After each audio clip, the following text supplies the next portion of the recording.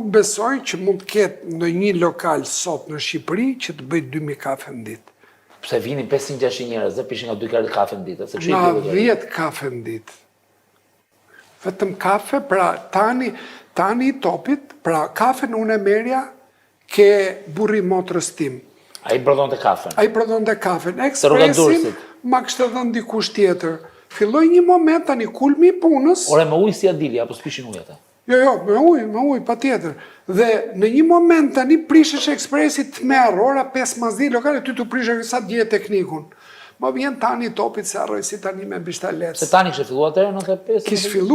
Kis fillu prodhon të kafe për lokalet me bishtalet. Shë edhe më vjen tani, më thot, më njifshin tanin, sepse Vjolca, që tani ishte i martuar, ka qenë gjimnasta, ka qenë shoqja ime ke klubi Tiranës. Vjolca topit? Ka qenë kampione, gjimnastik, ka qenë yll e bukur.